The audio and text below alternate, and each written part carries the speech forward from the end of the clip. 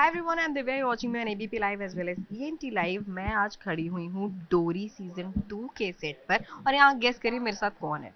मेरे साथ वो है जिन्हें शायद आप ध्रुव नाम से जानते होंगे, शायद नील नाम से जानते होंगे, लेकिन अब आप इन्हें मान नाम से भी जानेंगे। Hi Ishan, how are you? Hi wonderful nice.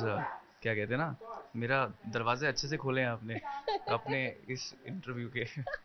पसंद आया आपको? मुझे अच्छा लगा। अच्छा लगा। अच्छा। Basic sweet and light. Okay, डोरी सीजन 2 आ रहा है, आप इसमें हैं, how is the feeling?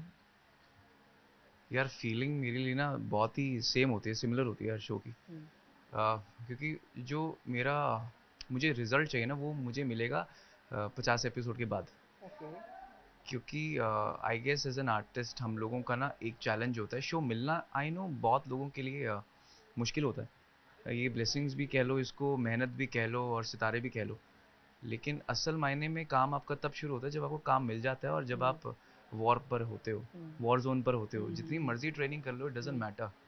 The moment you are in the field, either you will die or you make others die. So at least हम उसमें अपनी अपेक्षाएं और अपने पोटेंशियल को ना ख़त्म करते हुए, अपने कलीग्स का सहारा बनते हुए और उनको हम अपना अपना सहारा बनाते हुए, एक दूसरे की मेहनत को चार चांद लगाते हुए एक शो को चलाने की जो एक हौसला होता है वो बुलंद रखते हुए हमें एक शो को चलाना होता है। एंड आई फील वो चैलेंज मेन है। एंड वो मेरे लिए एक्सपेक्टेशंस होती हैं अपने साथ, खुद से, कि उस चीज़ पर खरा उतरना है। क्योंकि as I guess more than artist, एक इंसान रहकर काम करना बहुत इंपॉर्टेंट है। सो ये चीज़ मैंने सीखी है अपने शोज़ में, and that's why I said अभी तो शुरू हुआ है। ओके, अभी तो शुरू हुआ है, खैर आगे आगे हम जाएंगे। अच्छा, अगर मैं सीरियल की बात करूँ, अगर डोरी की बात करूँ, तो आपका कैरेक्टर कैसा होने वाला है? मान कौन है, कहाँ से आया है, क्या करेगा? मान देखो लॉयर है।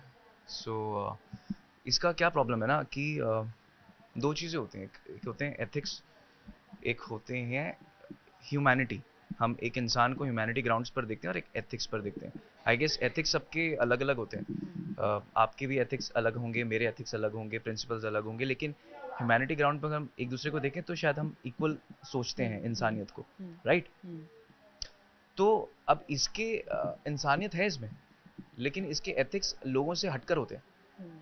अब इसको अगर लगता है कि रिश्वत देकर पुलिस वाले को या फिर रिश्वत देकर किसी कर्मचारी को देकर काम अगर बन सकता है तो ये रिश्वत देने में चूकेगा नहीं। देख के सामने वाले को काम करवाकर उसको खुश करके कर देगा, सटक लेगा साइड से। ओके। और उसका इंसानियत जो है वो ऐसा है कि अगर सपोज करो वो एक आदमी का केस लड़ रहा है, उसकी गाड़ी से सब्जी वाले को टक्कर हो गई। वो क्या करेगा ना, अगर वो उस गाड़ी वाले का केस लड़ रहा है तो वो गाड़ी वाले को तो केस जितवा देगा, लेकिन गाड़ी वाले से वो पैसे लेके सब्जी वाले को भी दे देगा। ओके। सो अपने काम के लिए वो एथिक्स उसके वो है कि मुझे जीतना है, जो भी हो जाए, कुछ भी हो जाए। मान कभी हार नहीं सकता केस। लेकिन उसके अंदर जो इंसानियत है, जो दिल है, जो उसकी आत्मा है, वो उसे कहती है सब्जी वाले को दे दे, और उसी से लेकर देगा। अपनी जेब से नहीं देगा। हाँ हाँ हाँ। अपनी जेब से नहीं देगा। वो बोलेगा देख भैया, वो झूठा बहाना लगाएगा कि वो सब्जी वाला बोल रहा है कि मैं तो तुम पे झूठे चार्ज लगा दूंगा, मैं नहीं बचा पाऊंगा सर। सो उसको 5,000 चाहिए तो आप दे दो। तो उसको डरा के उधर पैसे दे देगा और कोर्ट में उसको सही साबित करके हाँ, उसको जितवा भी दे, जितवा देगा। जितवा देगा। तो बेसिकली प्रोफेशनल लाइफ में भी बहुत शानदार है मान, और पर्सनल लाइफ से तो है ही अच्छा बंदा, ह्यूमैनिटेरियन ग्राउंड्स पे तो बहुत अच्छा बंदा है। हाँ। अच्छा, अगर मैं डोरी की बात करूँ, तो डोरी से कैसे टकराने वाले हो इस सीरियल में आप? देखिए जैसे कि आप सब लोग जानते हैं, जो डोरी वन था वो बाबा और Dori, it's father daughter duo. But this time they are showing a different point of view along with this hero heroine point of view. एक लव स्टोरी है दिस सेलिंग एज ऑफ, मतलब होता ना कि लव स्टोरी के point of view से एक ऐसी कहानी जो एक बाप बेटी के ऊपर थी सीजन वन में।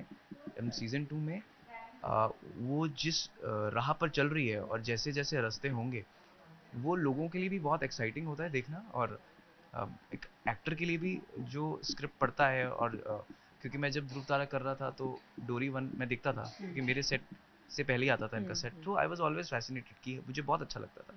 अब अमर जी को हम बचपन से देखते आ रहे हैं 2000 से 2008 तक, क्योंकि सास भी कभी बहू कभी सास भी कभी बहू थी, क्योंकि सास भी कभी क्योंकि बहू सास थी। भी कभी बहू सो वो हम देखते थे, तो मैं तो यही कहता हूँ कि इट्स अ ब्लेसिंग, है कि नहीं? थी। या मतलब मैं सॉफ्टवेयर इंजीनियर हूँ, हम्म सो मैं तो कभी एक्टर बनने आया नहीं था, और सडनली हम टीवी के डब्बे के दूसरी तरफ बैठने वाले लोग थे, हम्म ऑडियंस थे। हम तो आईटीए अवार्ड देखते थे, फिल्म फेयर अवार्ड देखते थे, ये सब देखते थे।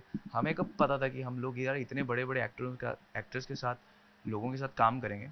पहली चीज़ तो ये होती है कि यार सीजन 2 में I got this opportunity to work with all these good actors, जिनको छोटा ईशान कभी सोचता भी नहीं हुआ कि कभी मैं मिल भी पाऊंगा। स्पेशली अमर सर, मिहिर के कैरेक्टर में आई गेस आपने आई तब फील उन्हें देखा मोर हो। देन मिहिर, आई फील एक एक जो पल जिया है मैंने छोटे ईशान में, उसको बहुत अच्छा लग रहा है कि अरे यार जो तुम उस टाइम पे देखते थे, आज वो तुम्हारे सामने है।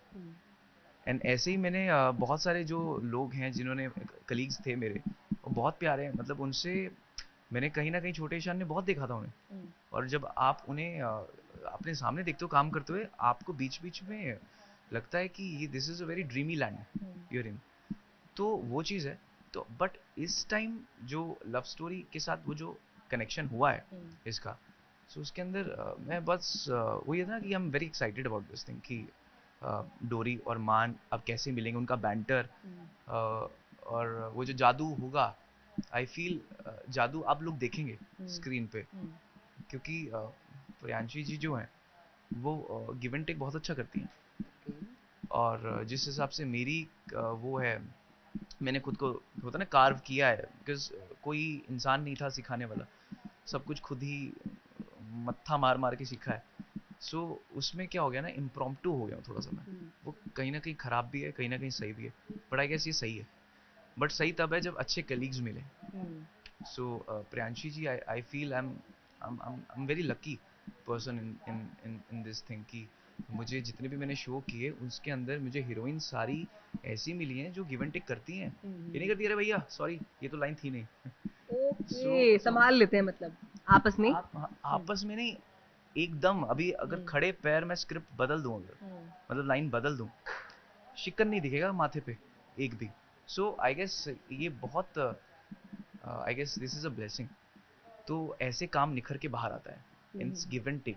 एंड यही जादू होता है कि आप जब स्क्रिप्ट पढ़ते हैं ना तो आप उंगली पकड़ते हैं।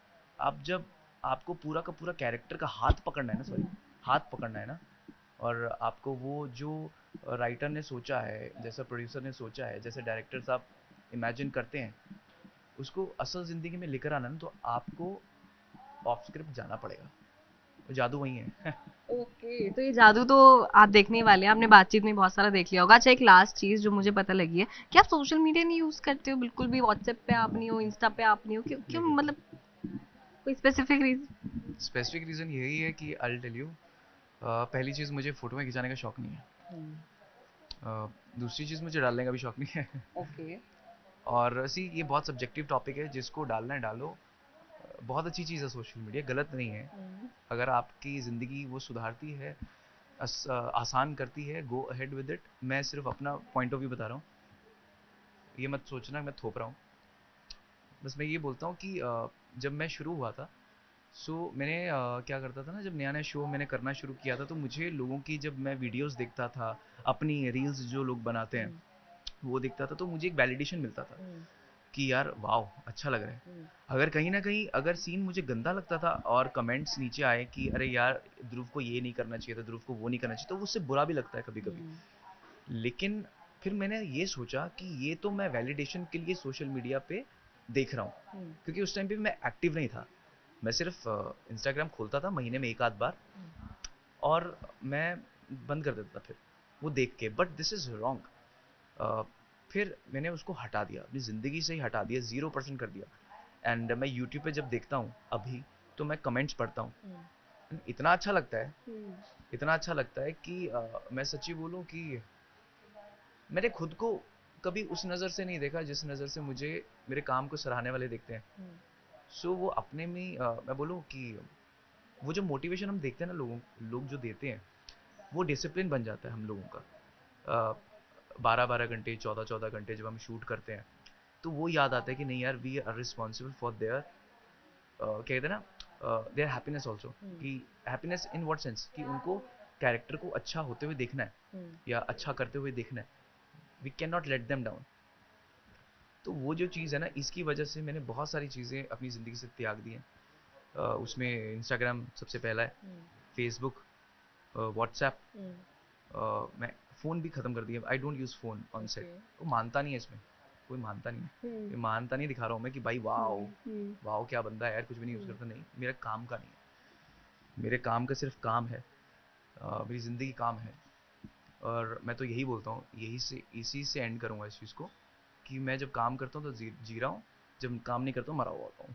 ओके, ये तो बहुत बड़ी स्टेटमेंट थी। खैर ये सोशल मीडिया पे नहीं है, लेकिन आपको जो भी कहना है आप इस इंटरव्यू के कमेंट में कह सकते हो, क्योंकि एज यू जस्ट हर्ड कि ये कमेंट्स पढ़ते हैं यूट्यूब पे मैं बस जाके। यही बोलता हूँ, थैंक यू सो मच। जो लोग हमारे काम को इतना प्यार देते हैं, मैं बता रहा हूँ आप लोगों की वजह से हम टिके हुए हैं, ठीक है? सो आप वो करते रहिए, भले ही मैं इंस्टाग्राम पे नहीं हूँ, लेकिन मैं इधर उधर से देख लेता हूँ। मेरे जो दोस्त हैं वो मुझे भेज देते हैं कि वाह देखो ये देखो यार, ईशान के पेजों ने कितना कराई, कुछ भी करा। इट्स नॉट माई स्टोरी, मैं सारे लोगों के बारे में बोल रहा हूँ, सारे आर्टिस्ट लोगों के बारे में, कि सबका यही एक डेप्थ पे फीलिंग होता है कि I guess you are the one who you know who can turn an actor into an artist, just make them realize कि what they are doing and वो कितनी बड़ी पोजीशन पर है। Okay, so thank you so much Ishaan for talking to us. और डोरी 2 में आपको देखने के लिए हम भी बहुत एक्साइटेड हैं, कैसे आप क्या करने वाले हो, डोरी को कितना संभाल के रखोगे, कितना अपने खुद को संभाल के रखोगे। वो मेरे को भी मजा आ रहा है बहुत सीन करके, आप देखना मजा ठीक आएगा है, आपको। Okay, thank you and congratulation for this. Thank you so much.